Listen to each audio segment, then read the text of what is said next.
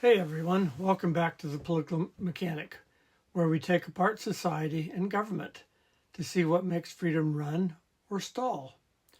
Today's topic is simple but foundational: integrity and freedom, and why you can't have one without the other.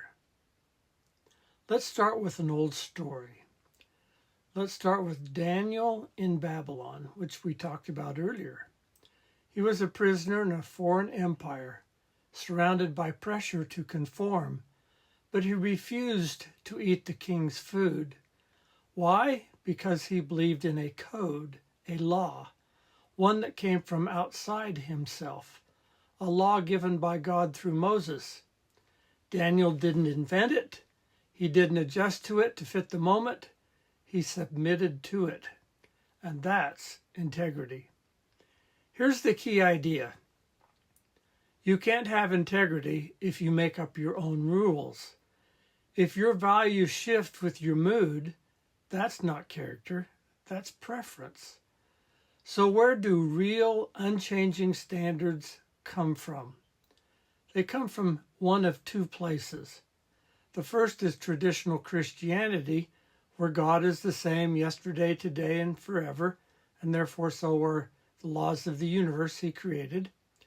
And the second is natural law. It says universal truths about right and wrong exist, written into nature and human conscience. They are fixed like the laws of gravity.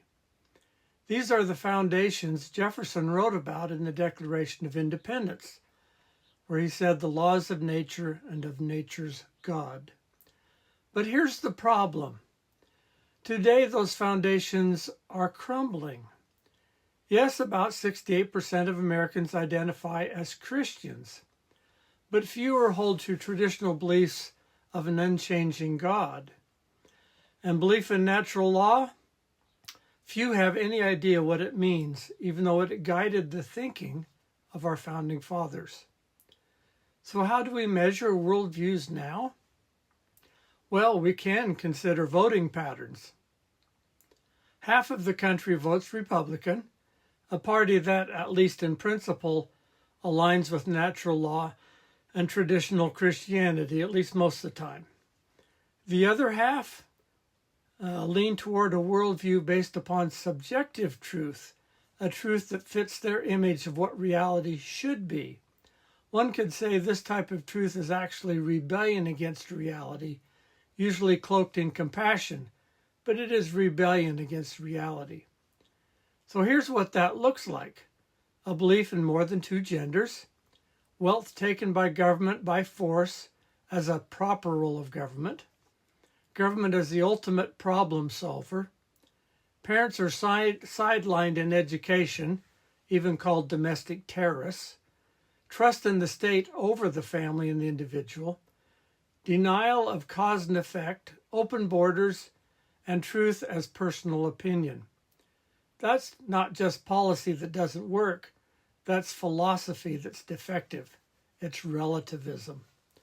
And relativism destroys integrity. Without integrity and faith in a higher power, all that is left to fuel human action is selfishness and desire for power. Because if truth is whatever you say it is, then nothing is trustworthy. Words become weapons, not bridges. Lying isn't wrong, it's strategy. Power becomes the only goal. And history proves it. Look at the godless atheistic nations of the USSR, Maoist China, North Korea, Venezuela. Poverty is rampant, free speech crushed, and fences are built to keep people in, not out. Relativist regimes where truth was replaced with control. So what do? We recognize there are both evil people and misguided people in America. If we care about liberty, we want to have a society based on trust. We want prosperity for everyone. And so we have to return to a fixed truth, to either God or natural law. Now, we can have disagreement about what reality is, and we can debate it, and we should.